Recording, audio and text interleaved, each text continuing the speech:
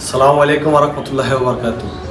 আমরা বর্তমানে যে জায়গাটা দাঁড়িয়ে আছি এটা হচ্ছে চৌদ্দগ্রাম উপজেলার ৬ নং গুলফাশা ইউনিয়নের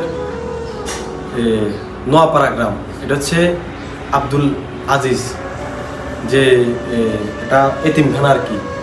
ওই আমরা যে শীতকাল আসছে আমরা এক একজনের ৩-৪টা কম্বল গায়ে দিয়ে শুয়ে থাকি। আর আমার যে এখানকার মাদ্রাসার যে ভাইগুলা ফজরের পরে বা ফজরের আগে উঠে এখানে কোরআন তালাওয়াত করে। এখানে ছিল ফ্লোরে মাঝে পড়তো এরা। তো গত কয়েকদিন আগে আমি আসছিলাম এখানে দেখার জন্য। তো দেখার পরে আমি আমার এক শুভাকাঙ্ক্ষীরে বলছিলাম, আমার এক চাচারে বলছিলাম যে এদের কার্পেটের প্রয়োজন, বেশি কিছু না। এইখানে টোটাল 14,000 টাকার কার্পেট, তাও আমি পাইকারি রেটে আনছি কুমিল্লা যে স্টুডিয়াম মার্কেট থেকে।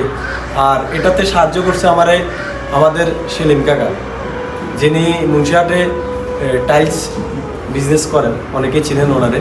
উনি আমাকে এই বিষয়ে হেল্প করছে। তো বিস্তারিত আমি ভিডিওর মাধ্যমে আরও কিছু জানাবো কীভাবে কী করছে। আমি আর সেলিম কাকা সকাল সকাল চলে যাই কুমিল্লাতে বাইকের মাধ্যমে।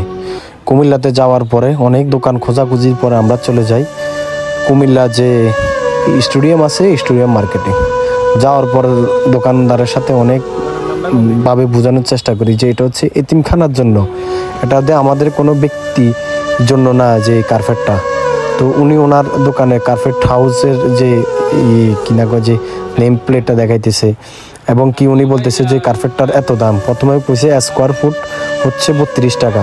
পরবর্তীতে ওনার সাথে বিভিন্নভাবে কথা কাটাকাটির পর উনি 27 টাকা 28 টাকা আসছে, পরবর্তীতে 27 টাকা, পরবর্তীতে 26 টাকার মধ্যে আমাদের একটা দরের বনিবনা হয়।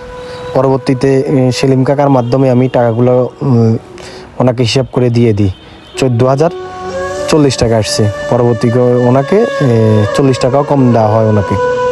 তো ইতিমধ্যে আমরা কার্পেটগুলা মাফার জন্য আরও উনি 2জনকে ডেকে আনছে এবং কি সহায়তা করার জন্য। আর যেহেতু এতিমখানার কথা সেহেতু সবাই মিলে হেল্প করার জন্য আরও তড়িঘড়ি করে আসছে। তো যাক, আলহামদুলিল্লাহ আমরা একটা একটা করে মাফার শুরু করে দিলাম।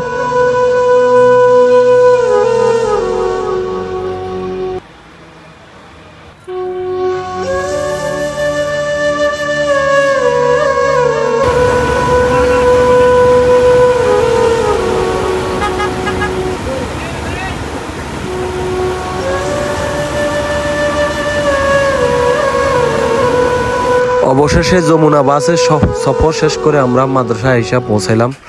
ছাত্ররা অনেক আনন্দিত কার্পেটগুলো দেখে। ভিডিওটি দেখতে থাকুন।